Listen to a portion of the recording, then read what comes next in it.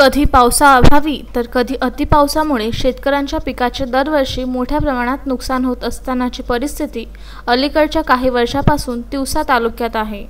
यावर्षी तर ज्या काळ्या मातीत शेतकऱ्यांनी मोठ्या कष्टाने सोयाबीनचे पीक पिकवले, त्याच मातीवर सोंगण्याच्या दृष्टीने काढलेले सोयाबीनचे पीक परतीच्या पावसात भिजून मुरले असल्याचे धक्कादायक चित्र समोर आले आहे। तिवसा तालुक्यातील शेंदुरजना बाजार येथील कापलेले सोयाबीन हे काढण्यापूर्वीच अशा प्रकारे शेतातच भिजले असून सतीश सावरकर या शेतकऱ्यांचे अंदाजे 30 पोते सोयाबीनचे नुकसान झाले आहे।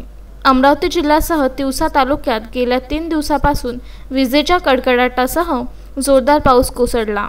यापूर्वीच्या वादळी पावसाने संत्रा उत्पादक शेतकऱ्यांचे मोठे नुकसान तिवसा तालुक्यातील मारडा भागात झाले होते। अनेक शेतकऱ्यांनी पिकवलेला लाख मोलाचा संत्रा अक्षरशः गळून जमीनदोस्त झाला।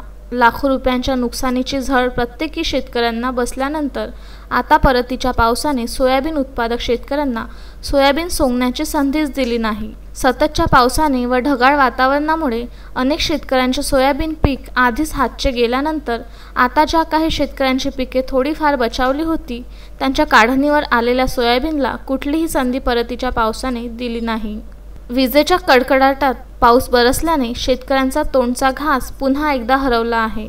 कर्जबाजारीच्या संकटातून शेतकरी मुक्त होत नाही, तोच यावर्षी उसनवारी व कर्जाचा तसेच दुबार पेरणीनंतर हाती आलेल्या पिकांच्या नासाडीमुळे शेतकऱ्यांच्या डोळ्यात अश्रू निर्माण होत असून यंदाची दिवाळी साजरी होणार कशी, ही चिंता नुकसानग्रस्त शेतकऱ्यांसमोर निर्माण झाली आहे।